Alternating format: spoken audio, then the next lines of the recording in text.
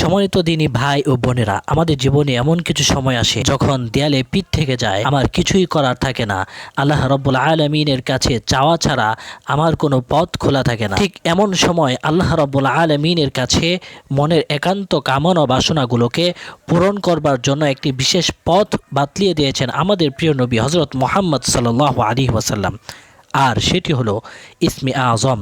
ইসমে আজম মানে হলো মহান আল্লাহ তাআলার পবিত্র নাম। রাব্বুল আলামিনের এই ইসমে আজম তথা আল্লাহ তাআলার পবিত্র নামের মাধ্যমে যখন আমরা কিছু চাবো, সেটা আল্লাহ তাআলা তাৎক্ষণিক পূরণ করে দিবেন ইনশাআল্লাহ। এ সম্পর্কে প্রিয় নবী হযরত মুহাম্মদ সাল্লাল্লাহু আলাইহি ওয়াসাল্লামের অনেক হাদিস রয়েছে। অনেক উলামায়ে কেরাম ইসমে আজম সম্পর্কে বলেছেন এটি হলো আল্লাহ তাআলার মূল নাম।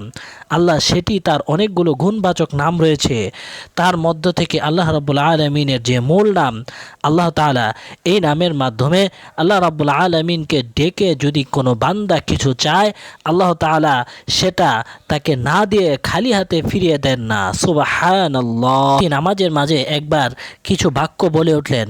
নবীজি সাল্লাল্লাহু আলাইহি সাল্লাম তার কথাগুলো শুনলেন।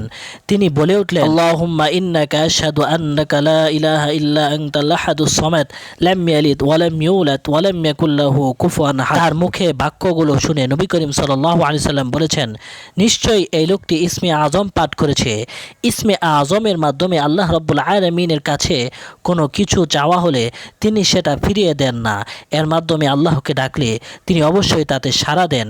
এই হাদিসের ভিত্তিতে অনেক মুহাদ্দিসিনে কেরাম বলেছেন এটি হলো সেই দোয়া যে দোয়াকে ইসমে আজম বলা হয়, যার মাধ্যমে এটি পাঠ করার পর আল্লাহর কাছে কোনো কিছু পেশ করলে সেটা আল্লাহ তাআলা অবশ্যই পূরণ করে দেন। সুবহানাল্লাহ। দোয়াটি আবারও বলছি, সম্মানিত দিনী ভাই ও বোনেরা, ইসমে আজমের এই পবিত্র দোয়াটি আমি আবারও পাঠ করছি, মনোযোগ দিয়ে শুনুন।